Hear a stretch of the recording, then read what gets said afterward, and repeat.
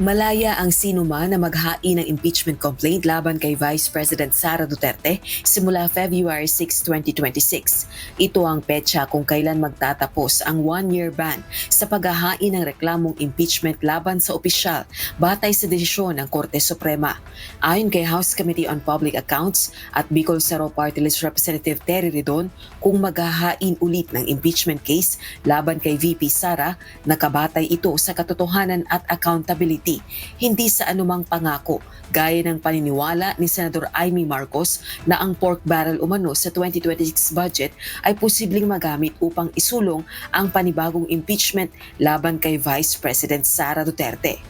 Impeachment proceedings naman po are not based on projects that are promised. No? Impeachment proceedings are based on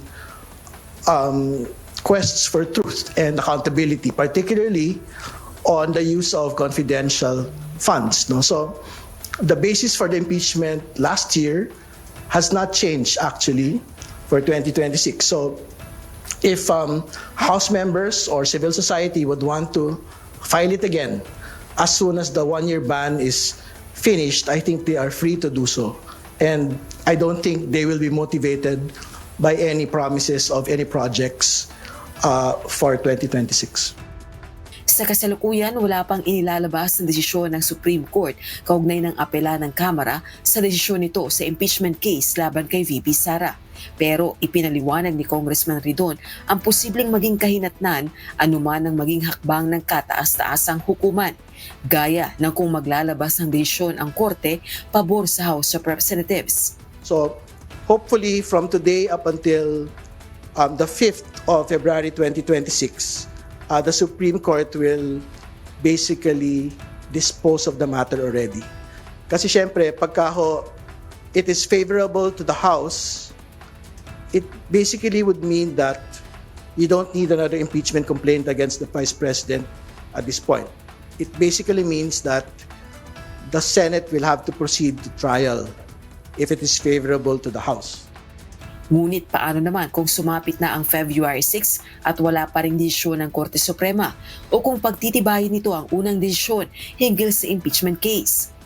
Pero syempre, if it is unfavorable to the House will have to implement the new rules of impeachment that the Supreme Court wants us to implement. No? So that would have to guide us by the 6th of February pagka nagkaroon po ng new impeachment complaints.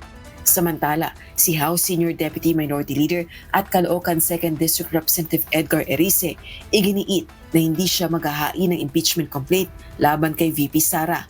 Naniniwala rin ito na kung may maghahain ng reklamong impeachment laban sa Vice Presidente, dapat gayon din laban kay Pangulong Ferdinand Marcos Jr. na sa flood control corruption scandal. Doon sa impeachment ni VP Sara, masagwa na ang pa-file namin si VP Sara ng 125 million confidential funds, 500 million na DepEd funds, as against the trillion pesos na hindi pa rin naipapaliwanag ni Presidente Marcos kung bakit niya pinayagan for 3 years na salaulain ng Kongreso yung pondo na yon. Dapat kung gusto natin ng makatarungan, hindi lang yung dahil kampi-kampihan sa politika, di pareho na lang silang humarap sa impeachment court.